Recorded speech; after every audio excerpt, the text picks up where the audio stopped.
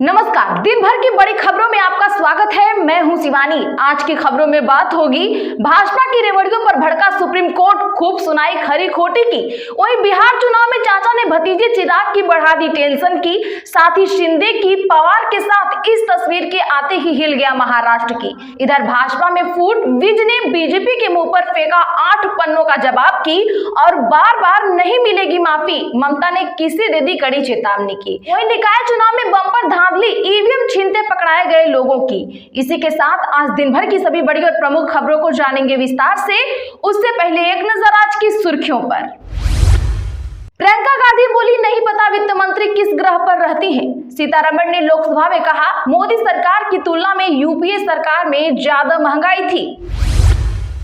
अनिल विज बोले, 100 cause notice leak किया, 2 लोगों के बीच सीक्रेट कम्युनिकेशन था। बीजेपी को 8 पन्नों का जवाब भेजा, उसके टुकड़े दिखाए। फ्री बीज के कारण लोग काम करने को तैयार नहीं है। चुनाव से पहले मुफ्त के ऐलानों पर भड़का सुप्रीम कोर्ट। आतिशी मार लेना या कोई और, अरविंद केजरीवाल को भी लेना है एक बड़ा फैसला। किरोड़ी लाल बोले, मुझसे गलती हुई है, मैंने स्वीकारा, कार्रवाई क्या होगी सीएम खर्रा नहीं बता सकते। भाजपा को नोटिस का दिया जवाब। हरियाणा में निकाय चुनाव लड़ेगी इनेलो, 2 दिन में कैंडिडेट्स का होगा फैसला। अभय चौटाला बोले, भूपेंद्र हुड्डा बीजेपी के एजेंट, गुना छुपाने आयोग गए। मायावती ने आकाश आनंद के ससुर अशोक सिद्धार्थ को बसपा से निकाला, दूसरे नेता भी हुई निष्कासित। शरद पवार ने एकनाथ शिंदे को किया सम्मानित, भड़क गई उद्धव की शिवसेना। संजय राउत ने जमकर सुनाया। पशुपति पारस कितनी सीटों पर लड़ेंगे चुनाव, खुद कर दिया ऐलान, चिराग की बढ़ाएंगे टेंशन। बार बार नहीं मिलेगी माफी, सीएम ममता बनर्जी ने विधायकों को क्यों दे दी कड़ी चेतावनी। दिल्ली में कांग्रेस मुख्य विपक्ष की भूमिका निभाएगी, 0 सीट आने पर भी अशोक गहलोत ने जानिए क्यों कहा ऐसा। बिलासपुर रायपुर में वोटिंग के आखिरी दौर में जमकर हुआ बवाल, ईवीएम छीनते दिखे हैं लोग। मेयर कुसुम यादव के खिलाफ पार्षदों ने खोला मोर्चा। डिप्टी मेयर बोले, पार्षदों से मिलती तक नहीं। कांग्रेसी पार्षदों पर कहा, वे न इधर के और न ही उधर के। राजा का बेटा राजा नहीं बनेगा, सीएम नीतीश कुमार के बेटे निशांत के विरोध में पोस्टर वॉर। 33 दिन में गाय को राष्ट्रमाता घोषित करे केंद्र सरकार, शंकराचार्य अभिमुक्तेश्वरानंद ने दिया अल्टीमेटम। फिर कुछ और ही होते नतीजे। दिल्ली चुनाव नतीजों पर ममता बनर्जी ने आप और कांग्रेस को सुनाई जमकर खरी खोटी। हरियाणा जंगल सफारी पर पीएम मोदी को चिट्ठी, कांग्रेस सांसद ने सोशल मीडिया पर शेयर की, कहा इसे रद्द करें, अरावली को संरक्षण की जरूरत। बीजेपी विधायक बनते ही कैलाश गहलोत ने हाईकोर्ट से वापस लिया याचिका, केंद्र के इस नियम को दी थी चुनौती। पीएमएलए का मतलब ये नहीं कि किसी भी बहाने आरोपी को जेल में बंद रखें। क्यों और किस पर भड़का, जानिए सुप्रीम कोर्ट। जयंती पर सीएम नीतीश का लालू पर बिना नाम लिए निशाना, बोले पहले वाली सरकार ने कुछ भी नहीं किया बिहार के लिए। आपस में लड़ रहे, गुटबाजी हो रही, सीएम फेस में देरी पर आपने बीजेपी पर बोला हमला। भाजपा के नए जिला अध्यक्षों की लिस्ट रेडी, जल्द हो सकता है 70 से अधिक नामों का ऐलान। भारत में अवैध तरीके से घुसने वालों की खैर नहीं, नया विधेयक ला रही मोदी सरकार, ये होंगे नए प्रावधान। चलिए अब जानते हैं बड़ी और प्रमुख खबरों को विस्तार से। उससे पहले वीडियो को लाइक करें, साथ ही आपसे रिक्वेस्ट, खबरों को आखिर तक जरूर देखें। आतिशी मार लेना या कोई और, अरविंद केजरीवाल को भी लेना है एक बड़ा फैसला।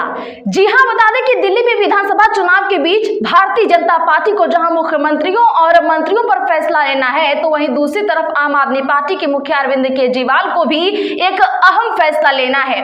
सरकार गठन के बाद दिल्ली में पहले विधानसभा सत्र की शुरुआत से पहले अरविंद केजरीवाल को विपक्ष के चेहरे की तलाश करनी होगी।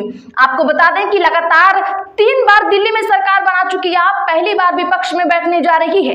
ऐसे में पार्टी को नेता विपक्ष के लिए चेहरा तय करना होगा। विधानसभा चुनाव में 22 सीटों पर सिमट गई पार्टी के अधिकतर बड़े चेहरे चुनाव हार गए हैं। खुद अरविंद केजरीवाल नई दिल्ली सीट से चुनाव हार गए तो मनीष सिसोदिया, सत्येंद्र जैन, सौरभ भारद्वाज, राखी बिरलान के लिए भी विधानसभा के दरवाजे बंद हो गए हैं। राजनीतिक जानकारों की माने तो यह जिम्मेदारी आतिशी मार लेना को मिल सकती है, जिन पर अरविंद केजरीवाल ने हाल के दिनों में सबसे अधिक भरोसा जताया है। शरद पवार ने एकनाथ शिंदे को किया सम्मानित, भड़क गई उद्धव की शिवसेना, संजय राउत ने खूब सुनाया। जी हां, बता दें कि महाराष्ट्र के उप मुख्यमंत्री एकनाथ शिंदे को महादजी शिंदे राष्ट्र गौरव पुरस्कार से सम्मानित किया गया है। ये पुरस्कार देश के पूर्व कृषि मंत्री शरद पवार ने दिल्ली में शिंदे को प्रदान किया। इस पुरस्कार समारोह को लेकर महाराष्ट्र में राजनीति माहौल गर्मा गया है। शिवसेना के प्रवक्ता संजय राउत ने शरद पवार के इस फैसले पर तीखी प्रतिक्रिया दी है। संजय राउत ने कहा कि महाराष्ट्र का राजनीतिक परिदृश्य बहुत अजीब दिशा में जा रहा है। कौन किसे धोखा देता है, कौन किसका समर्थन करता है, यह सब देखने वाली बात है। एकनाथ शिंदे ने महाराष्ट्र सरकार गिराई, विश्वासघात किया। ऐसे व्यक्ति को शरद पवार पुरस्कार दे रहे हैं। यह महाराष्ट्र के गौरव को ठेस पहुंचाने वाला है।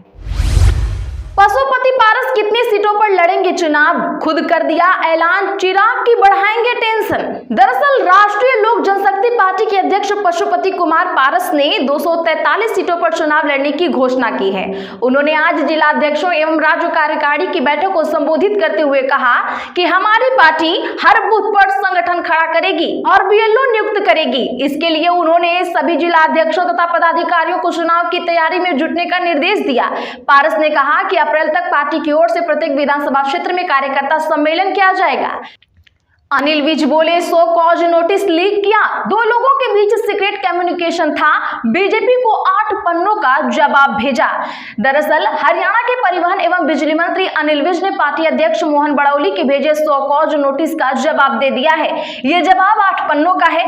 विज ने इसके बारे में बताने से इनकार करते हुए कहा कि मैंने उस चिट्ठी को भेजने के बाद फाड़ कर टुकड़े जेब में रखे हैं, जिसे जला दूंगा। विज ने यह जरूर कहा कि उन्हें कुछ और चाहिए होगा तो वह भी दे दूंगा। विज ने नोटिस मीडिया को लीक करने पर भी सवाल उठाए। उन्होंने कहा कि पार्टी चाहे तो इसकी जांच कराए या नहीं, यह उनकी मर्जी। हालांकि विज ने नोटिस को लेकर किसी सवालों का जवाब देने से साफ मना कर दिया। दिल्ली में कांग्रेस मुख्य विपक्ष की भूमिका निभाएगी, 0 सीट आने पर भी अशोक गहलोत ने ऐसा क्यों कहा। दरअसल दिल्ली चुनाव के नतीजे कांग्रेस के लिए कुछ खास नहीं रहे। 2 बार से विधानसभा चुनाव में 0 सीट पा रही कांग्रेस इस बार भी 0 पर ही रही। 12 साल में पहली बार दिल्ली की सत्ता खोने वाली आम आदमी पार्टी ने उल्टे कांग्रेस पर उनकी पार्टी को हरवाने का आरोप लगाया था। इस पर अब राजस्थान के पूर्व सीएम अशोक गहलोत का जवाब आया है। उन्होंने आम आदमी पार्टी पर जमकर हमला बोला। इसके साथ अशोक गहलोत ने पार्टी के आगे के प्लान में बताते हुए कहा कि मुझे विश्वास है कि कांग्रेस दिल्ली में आने वाले दिनों में प्रमुख विपक्ष की भूमिका निभाएगी।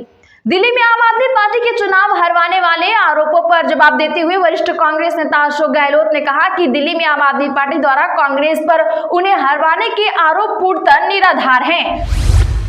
फ्री बीज के कारण लोग काम करने को तैयार नहीं, चुनाव से पहले मुफ्त के ऐलानों पर भड़का सुप्रीम कोर्ट। जी हां, बता दें कि चुनाव से पहले मुफ्त योजनाओं पर सुप्रीम कोर्ट ने जमकर आज नाराजगी जाहिर की है। शीर्ष न्यायालय का कहना है कि फ्री बीज की वजह से लोग काम करने को तैयार नहीं है। अदालत आज शहरी इलाकों में बेघरों से जुड़े मामले पर सुनवाई कर रही थी। फिलहाल इस मामले पर सुनवाई को 6 हफ्तों के लिए स्थगित कर दिया गया है। जस्टिस गवाई ने कहा कि दुर्भाग्यवश मुफ्त की इन सुविधाओं के कारण लोग काम करने को तैयार नहीं है। उन्हें मुफ्त राशन मिल रहा है, उन्हें बिना कोई काम किए ही धनराशि मिल रही है। बिलासपुर और रायपुर में वोटिंग के आखिरी दौर में जमकर हुआ बवाल, ईवीएम छीनते दिखे समर्थक। जी हां, बता दें कि छत्तीसगढ़ में बीते दिन नगरीय निकाय चुनाव की वोटिंग हुई। वोटिंग के दौरान सब कुछ शांतिपूर्वक तो नहीं रहा। मतदान के अंतिम दौर में शाम होते होते बिलासपुर में पोलिंग बूथ के अंदर जमकर हंगामा हुआ, लोग ईवीएम छीनते दिखे हैं। तो वहीं रायपुर में ढेबर गिदवानी समर्थकों में झड़प देखने को मिली। आपको बता दें कि छत्तीसगढ़ के 10 नगर निगम, 49 नगर पालिका और 114 नगर पंचायतों में वोट डाले गए थे। पूरे दिन वोटिंग शांति से हुई, लेकिन फिर बिलासपुर में कांग्रेस पार्षद प्रत्याशी पर ईवीएम मशीन लूटने की कोशिश करने का आरोप लगा। वोटिंग के अंतिम दौर में पोलिंग बूथ के अंदर जमकर हंगामा हुआ। बीजेपी कार्यकर्ता का आरोप है कि वोटिंग के अंतिम दौर में कांग्रेस समर्थकों ने पोलिंग बूथ के अंदर घुसकर वोट डलवाने के लिए ईवीएम की छीना झपटी की। ये मामला लाला लाजपत राय पोलिंग बूथ का बताया जा रहा है। बार बार नहीं मिलेगी माफी, सीएम ममता बनर्जी ने विधायकों को क्यों दे दी कड़ी चेतावनी। बता दें दर्शकों कि बंगाल में अगले साल होने वाले विधानसभा चुनाव से पहले आज ममता सरकार ने अपने तीसरे कार्यकाल का अंतिम पूर्ण बजट पेश किया। ऐसे में विधानसभा का बजट सत्र शुरू हो गया है। राज्यपाल के अभिभाषण के साथ दोपहर में बजट सत्र शुरू होने से ठीक पहले मुख्यमंत्री ममता बनर्जी ने विधानसभा में अपनी पार्टी के सभी विधायकों के साथ एक महत्वपूर्ण बैठक भी की। इस बैठक में ममता बनर्जी ने अगले साल राज्य में होने वाले विधानसभा चुनाव के मद्देनजर संगठन को पुनर्गठित करने पर जोर देने के साथ हाल ही में विवादित बयान देने वाले विधायकों में शामिल मदन मिश्रा, उदयन गुहा, नारायण गोस्वामी और हुमायूं कबीर का नाम लेते हुए सीएम ने कहा कि अगर आप बार बार गलती करेंगे तो आप हमसे बच नहीं सकते। तो आज के लिए बस इतना ही। ऐसी ही बड़ी खबरों के लिए हमारे एसपी लाइव चैनल को अभी सब्सक्राइब करें, बगल में घंटी के निशान को भी जरूर दबा लें। वीडियो को लाइक और शेयर करना एकदम से ना भूलें।